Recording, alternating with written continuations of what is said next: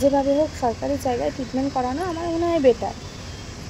কারণ দেখো এত টাকা একটা সাধারণ রোগ নয়, আমাদের ঘরে যে রোগ ঢুকেছে সেটা একটা করে সাধারণ না, তাও দুটো মানে মানুষের, একটা মানুষ তো সেটা চলেই গেল, আর একটা মানুষের ট্রিটমেন্ট চলছে। আশা করছি তোমাদের আশীর্বাদ, ভগবানের আশীর্বাদে সে সুস্থ হয়ে যাবে। অবশেষে হোটেলে ঢুকলাম, ঢুকে একটু ফ্রেশ হলাম। তোমাদের দাদাভাই আবার রানীপেটে যাবে, মাইকে নিয়ে যাব, মা একটু রেস্ট নিয়ে নিই তারপরে তো যাব। আর এইদিকে চা নিয়ে চলে এসছে তোমাদের দাদাভাই। রানীপেট থেকে এসেই নিচে গেছিলো, নিচ থেকেই আসলো। আর আমি এখানে সন্ধ্যাবেলা মাইকে নিয়ে পড়তে বসিয়েছি। মাই অনেক দিন পড়াশুনো করেনি, পড়াশোনার প্রতি মন নেই। শুক্রবার থেকে স্কুল খুলবে, স্কুল খুললেই পরীক্ষা, তো সেই জন্য আন্টি কাজ দিয়ে দিয়েছে। আন্টিকে বলেছিলাম কাজ দেওয়ার জন্য, তো এইদিকে আন্টি কাজ দিয়ে দিয়েছে। এখন মাহি আন্টির হোমওয়ার্কটা নিয়ে বসেছে।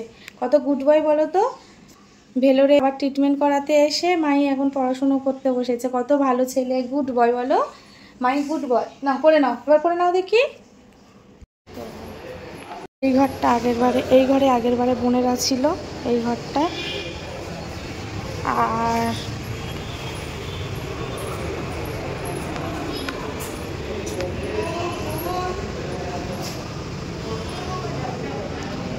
এইদিকে দেখো,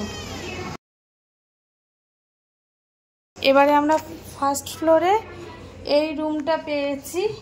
আমরা এসে প্রত্যেকবারে যেই রুমটা থাকি সেই রুমটা এবারে রিজার্ভ। সকালে এসছি, আসার পর মানে রান্নার গ্যাসও পাইনি, সব আর কি রিজার্ভ ছিল। বাসন থালা কিচ্ছু মানে থালা বাসন গ্যাস কিচ্ছু ছিল না, রিজার্ভ ছিল। রুমই পাওয়া যাচ্ছিল না। গ্রাউন্ড ফ্লোরে একটা রুম ছিল, ওই রুমটাই আমাদেরকে দিয়েছিল কিছুক্ষণের জন্য। আমাদের দাদাভাই ফার্স্টে গেছিলো, তারপরে আমি মাইকে নিয়ে আবার পরে গেলাম। যত রকমের রিপোর্ট ছিল, আজকে রিপোর্ট ছিল প্লাস ওপিডি ছিল। অ্যাকচুয়ালি ওপিডিটা 13 তারিখ ছিল, সেই ওপিডিটা আগিয়ে নিয়ে এসছে। মানে ওর রিপোর্ট দেখে, রিপোর্ট ভালো আসেনি, রিপোর্ট দেখে ইনস্ট্যান্ট তো ডাক্তাররা এখানে রিপোর্ট পেয়ে যায়, একটা ভালো আসেনি। পরে বলবো, আজকে এই মুহূর্তে বলছি না রিপোর্ট কি এসছে না আসছে। যাই হোক, তারপরে মাইকে একটু ঘুম পাড়িয়েছিলাম, তারপরে মাইকে নিয়ে গেছিলাম। দুপুরবেলা কোনো কিছু খাওয়া দাওয়া হয়নি, সন্ধ্যেবেলা ওই একটু খেলাম, মাইকে খাওয়ালাম। আর থেকে ওই নিয়ে এসেছিলাম কেক টেক, এটা সেটা ছিল, তাই দিয়ে দুপুরবেলা মাইকে খাইয়েছি। আর তোমাদের দাদাভাই সকালবেলা এসছে, এসে চা নিয়ে আসলো, কলা নিয়ে এসেছিলো আর পাউরুটি নিয়ে এসেছিলো। তো দুপুরবেলা মাইকে কলা পাউরুটি খাইয়ে তারপরে নিয়ে গেছিলাম। তারপরে এসে ওই যাও টুকিটাকি না, তারপরে যাও খাইয়ে দিলাম। তো যাও, তো ভাত তো দুপুরবেলা আর খেতে পারিনি। তারপরে ফেরার সময় মায়ের জন্য 1 প্লেট খাবার নিয়েছিলাম, সেটা নিয়ে এসে খাইয়ে দিলাম সন্ধেবেলা। এখন রাত্রেবেলা একটু সিদ্ধ ভাত করব। আর নিচের রুম থেকে আবার আসার পর মাইকে খাইয়ে টাইয়ে নিচের রুমটা ছেড়ে আমরা আবার উপরের রুমটায় চলে আসলাম, যেই রুমে আমাদেরকে দিয়েছে। তো এসে সব কিছু গুছিয়ে টুছিয়ে নিয়ে, মানে সংসারে যা যা জিনিস লাগবে সব কিছু এই দেখো গুছানো হয়ে গেছে।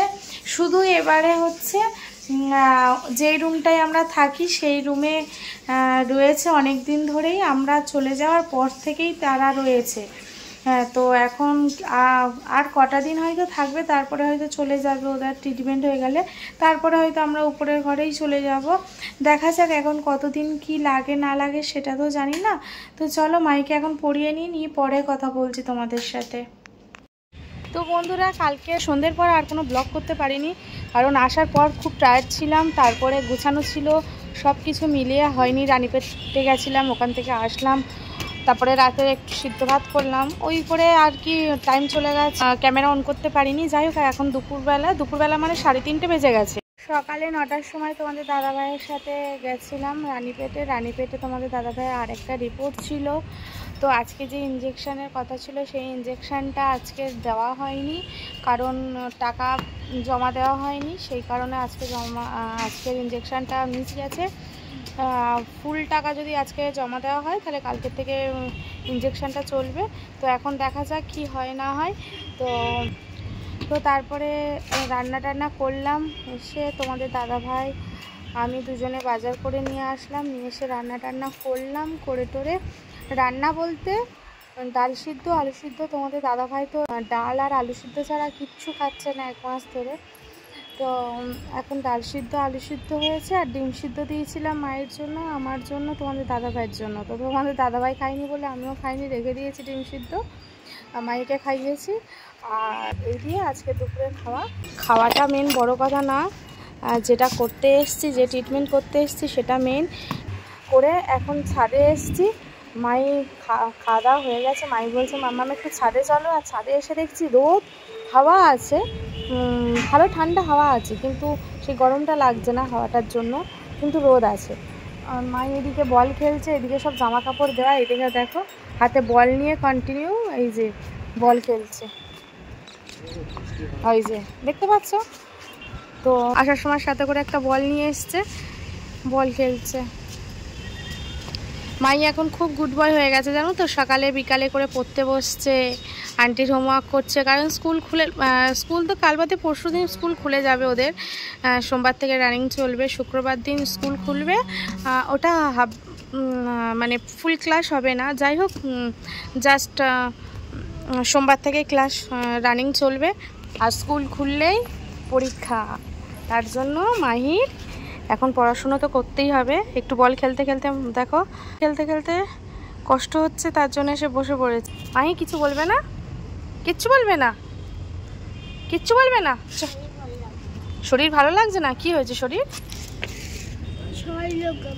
হ্যাঁ, সকাল থেকেই ভালো লাগছে না? কি হচ্ছে সেটা তো বলতে হবে। আর যেটা করতে এসছি, যে ট্রিটমেন্ট করতে এসছি সেটা মেন। ট্রিটমেন্টটা করা নিয়ে এখন সমস্যার মধ্যে রয়েছে, আর রিপোর্টও ভালো আসেনি, সেই নিয়েও একটা চিন্তা ভাবনা আছে। তো এই নিয়ে চলছে, জানি না যতদিন হয়তো বাঁচবো ততদিন এই চিন্তাটা নিয়েই যেতে হবে। আর কি বলবো, সব কিছু তো যেভাবে ভগবান চালাচ্ছে সেইভাবেই চলছে। ট্রিটমেন্টটা করা নিয়ে এখন সমস্যার মধ্যে রয়েছে, আর মানুষের হাতে যদি কিছু করার থাকতো অবশ্যই সব কিছু করা যেত, কিন্তু কিছু কিছু জিনিস তো ভগবানের হাতে রয়েছে। তো সেই জন্য ভগবানকে ডাকা আর ভগবানকে বিশ্বাস করা। কখনো বিশ্বাস মনে হয় বিশ্বাস করি, আবার কখনো মনে হয় করি না, মানে পরিস্থিতি বুঝে মনে হয়, মানে এক এক সময় এক এক রকমের যে সিচুয়েশানগুলো ঘটতে থাকে না, তখন মানে মনে হয় নানান টাইপের কথা। তো যাই হোক, এই নিয়ে চলছে এখন। আর কি বলবো, এখন কি হচ্ছে না হচ্ছে কিচ্ছু বলবো না, পুরো সব কিছু ঠিক হোক, মানে ঠিক হোক মানে সব কিছু বলবো, আর এখন বলছি না ঠিকই, কিন্তু দুদিন পরে হলেও তোমাদেরকে বলবো যে কী সমস্যাটা হয়েছিল বা কী হচ্ছে। এখন নানান চিন্তা আছে, রিপোর্ট ভালো আসেনি, রিপোর্টে কী এসছে না এসছে সব পরে বলবো। ট্রিটমেন্টটা চালু হোক,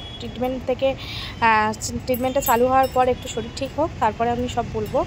তো যাই হোক, এখন কিছু বলবো না, নানান চিন্তার মধ্যেও তো চলাফেরা করতে হবে, কিছু করার নেই।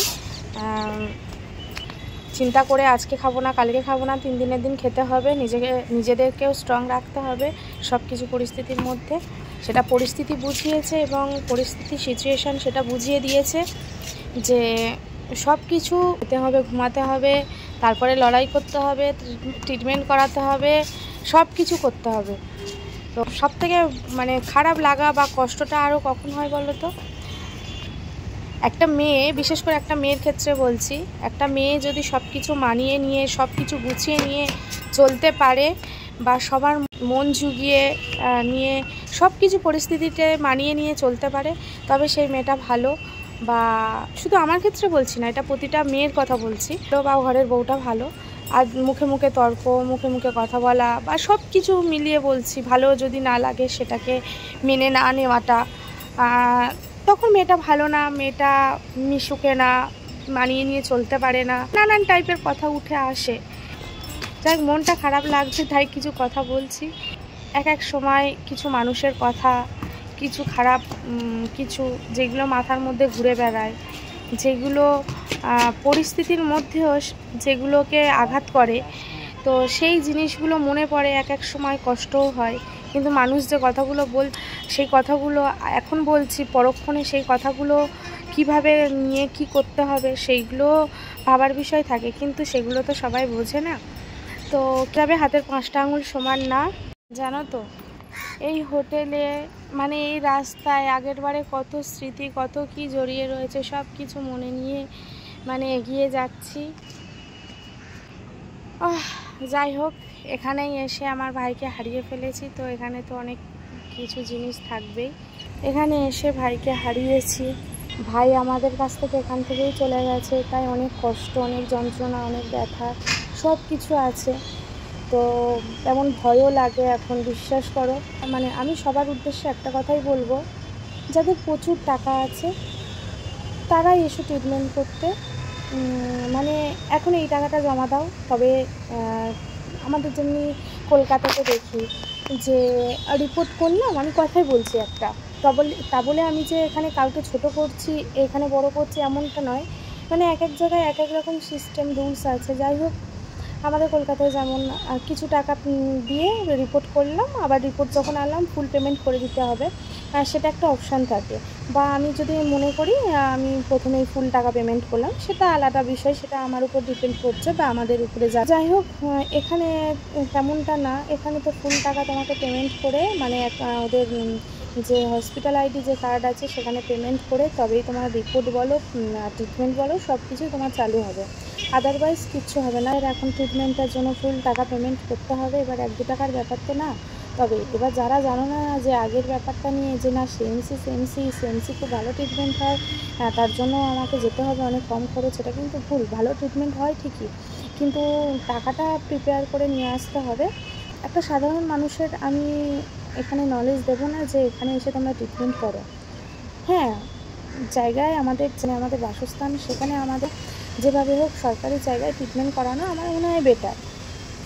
কারণ দেখো, এত টাকা একটা সাধারণ রোগ মানে নয়। আমাদের ঘরে যে রোগ ঢুকেছে সেটা একটা করে সাধারণ না, তাও দুটো মানে মানুষের, একটা মানুষ তো সেটা চলেই গেল, আর একটা মানুষের ট্রিটমেন্ট চলছে।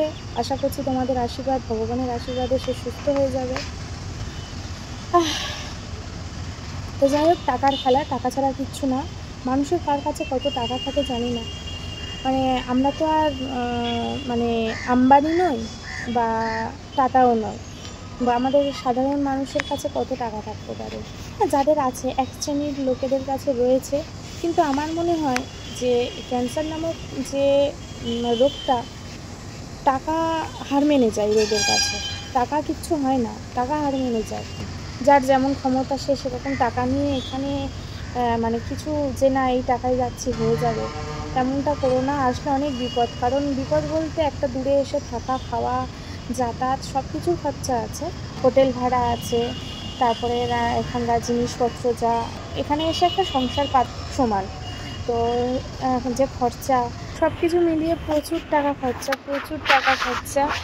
তার থেকে মনে হয় বাড়ির কাছে সাধারণভাবে ট্রিটমেন্ট করা ভালো। এবার হ্যাঁ, এবার ভাগ্যে যেটা আছে সেটা দেখো। ভাগ্যে যদি আমি সুস্থ থাকি, মানে আমি যদি মানে বেঁচে থাকি, আমার ভাগ্যে যদি লেখা থাকে 80 বছরে আমি মরবো, তাহলে আমি 80 বছরেই মরবো। তাহলে আমি যেখান থেকেই ট্রিটমেন্ট করি না কেন, সেখানেই থেকেই আমাকে যেতে হবে। এটাই আমি বুঝেছি, জেনেছি পরিস্থিতির সব কিছুর মধ্যে। তা আজকের খারাপ লাগছে কি বলতো, এখানে যখন ভাই ট্রেনে করে আসছিল তখনও বলেছে যে পূজাদি যেখানে থাকে, আমাকে পূজাদি বলতো। তো যাই হোক, আর ওর মুখে ওই ডাকটা না, মানে পূজাদি নামটা ধরে ডাকছে ঠিকই, কিন্তু ওর মুখে খুব মিষ্টি লাগতো, এ পূজাদি, এত সুন্দর লাগতো না। মানে আমার বাবাও বলতো, মাও বলতো মেজদি বলবি বা দিদি বলবি শুধু। তো যাই হোক, আমি বলতাম না, ওর মুখে ওই নামটাই না আমার খুব ভালো লাগতো, যে পূজাদি, যে ডাকটা ডাকতো, আর ও আমাকে ভালোবাসতো। যাই হোক, ও আসার সময় বলেছিল একটু নার্সিংহোমে কি আমাকে এক্ষুনি অ্যাডমিট নিয়ে নেবে। বললাম যদি নিয়ে নেয় তাহলে অ্যাডমিট কিছুদিন থাকবি, তারপরে তো হোটেলে থাকবি, হোটেলে আসবি যাবি, দেখবি বাইরে আশেপাশে একটু ঘোরার জায়গা আছে, ঘুরবি। বলছিল ঠিক আছে, আমি তাহলে তুই যেই হোটেলে আছিস আমি সেই হোটেলে থাকবো, তোরা যদি চলে যাস তাহলে আমি ওই রুমেই থাকবো। বললাম ঠিক আছে। কত কথা বলতে এসেছিলো, মানে ওরা স্টেশনে নামলো, স্টেশন থেকে অ্যাম্বুলেন্সে করে নার্সিংহোমে ঢুকলো, মানে রানীপেটে ঢুকলো। রানীপেট থেকে ওকে আর এভাবে বাড়িতে নিয়ে যেতে পারলাম না, ওকে তো ওখান থেকে নিয়ে যেতে হলো অন্য অবস্থায়। না হোটেলে থাকতে পেরেছে একদিনের জন্য, না আশেপাশে কোনো জায়গা দেখতে পেরেছে, শুধু গাড়ির মধ্যে এসছে ব্যাস ট্রিটমেন্টের জন্য। ভেবেছিলাম মানে মিথ্যে আশা, মিথ্যে নিরাশা এসেছিলাম, সব কিছু মিথ্যে হয়ে যাবে আমরা ভাবিনি। হ্যাঁ ডাক্তার বলতে পারে 1 মাস 2 মাস 3 মাস 4 মাস, সেটা ডাক্তার বলছে, কিন্তু আমরা জানতাম যে ডাক্তারের উপরে ভগবান। যদি ডাক্তারই ভগবান হতো তাহলে সব কিছু ডাক্তারের হাতেই থাকতো। বুঝলাম যে না, ডাক্তারই সব, ভগবান ডাক্তারই। তাই এক এক সময় ভগবানের বিশ্বাস করতে ইচ্ছা হয়, আবার কখনো হয় না। যাই হোক, পরিস্থিতি বুঝে এটা করতে হয়, কি বলবো। এই কষ্টটা রইল যে পূজারি তোর হোটেলেই আমি থাকবো, যে একটা দিন বা একটা সেকেন্ডের জন্য সে আমাদের হোটেলে আসলো না, থাকতেও পারলো না, শুধু শুধু তাকে কষ্ট করে নিয়ে আসলাম। ভেবেছিলাম না ও সুস্থ হয়ে যাবে, ভগবান আমাদের কাছ থেকে ওকে নেবে না, নিতে পারবে না, কখনো পারবে না। কিন্তু দেখলাম সব মিথ্যে। যাই হোক, অনেকে বলে ভগবানের দোষারোপ করে লাভ নেই, কিন্তু আমরা যেই পরিস্থিতির সম্মুখীন হয়েছি না, দোষারোপ ছাড়া কিছু না। যাই হোক, সব মনে পড়ে না এমনটা নয়, কিন্তু কেউ কারোর কাছে প্রকাশ করতে পারি না, মানে প্রকাশ করলে সেও কষ্ট পাবে। দেখি যেমন আমার মা আমাদের সামনে কাঁদতে পারে না, জানে কাঁদলে মেয়েরা কষ্ট পাবে, কারণ মায়ের মুখ থেকেই শুনেছি, তার জন্য বললাম, এটা আমাদের চিন্তাধারাও নয়। মা একদিন রেগে গিয়ে বাবাকে বলছিল, তাই শুনেছি। আমার বুকে পাথর জমে রয়েছে, আমি পাষাণ, আমার মেয়েদের সামনে আমি কাঁদতে পারি না, জানি তাদের ভাইয়ের জন্য তারা ঠিক থাকতে পারবে না। আর এদিকে আমরাও মনে মনে জানি যে আমরা কাঁদলে বা আমরা কষ্ট পেলে আমার মাও ঠিক থাকতে পারবে না বা ঠিক রাখতে পারবে না। সেই জন্য আমাদের নিজেদেরকে স্ট্রং রাখতে হয়, স্ট্রং থাকতে হয়। কিন্তু তো মানে ভগবানের কি লীলা জানি না, কি হয়ে মানে কিভাবে কি বলবো। যাই হোক, ভাই চলে যাওয়ার ঠিক 2 দিন আগে আমার এই সোশ্যাল মিডিয়াতে, এই প্ল্যাটফর্মে এসেই দাদার সাথে আলাপ। দাদা আমার ভিডিও দেখেছে, দেখার পর দাদার সাথেই আলাপ হয়েছে। যাই হোক, দাদা বাবাকে ফোন করেছিল। বাবার ওই ভাইয়ের যখন অসুস্থ হয় তখন তো বাবার নাম্বারও দিয়েছিলাম। তো সেই সময় বাবা যেদিন ট্রেনে ওঠে সেই দিনই দাদা ফার্স্ট বাবাকে ফোন করে বাবার সাথে কথা বলেছে। মানে ভাই চলে যাওয়ার ঠিক 2 দিন আগে দাদার সাথে আলাপ। তারপর থেকে না, আমাদের দাদার যে জায়গা একটা ছিল, যে আমাদের বড় দাদা বা ভাই থাকলে যে জায়গাটা আমাদের দরকার ছিল, সেই দাদা মানে আমাদের পুরো সব কিছু নিজের করে নিয়ে সব কিছু আমাদের মানে ভুলিয়ে রাখা বা সব কিছু আমাদেরকে মেকআপ করার চেষ্টা করে, যতটুকু সম্ভব ততটুকু দিয়ে। বলো তো, দাদাও কাঁদে, কষ্ট পায় যে ভাইটাকে আমি একদিনের জন্য দেখতে পেলাম না। যদি আমার ভাইটাও দেখে যেতে পারতো যে আমার একটা বড় দাদা এইভাবে আমার পাশে ছিল বা পাশে থাকবে বা আমার মা বাবার পাশে থাকবে, ও হয়তো অনেকটা শান্তিতে যেতে পারতো। তো জানি না এটা ভগবানের খেলা না আমার ভাই, আমি তো সব কিছু বলি আমার ভাই করে গেছে, আর কাউকে আমি বিশ্বাস করি না। তো সেই দাদা এখন আষ্টে পৃষ্ঠে আমাদের সাথে জড়িয়ে গেছে, আমাদের ভাই বোন, মানে আমার বড় দাদা, মানে আমরা নিজের বোনের, মানে নিজের দাদা থাকলে মনে হয় এতটা করতো না, যেটা আমি দাদার কাছ থেকে পেয়েছি।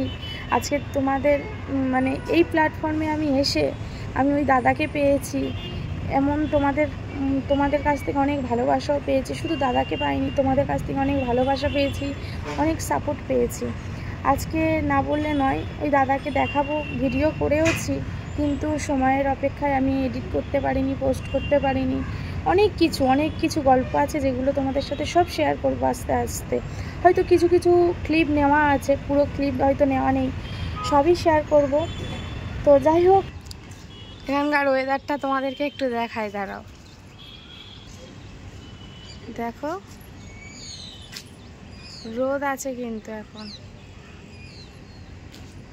চলো আজকে এতটুকুই কথা বললাম তোমাদের সাথে, আবার পরে তোমাদের সাথে কথা বলছি।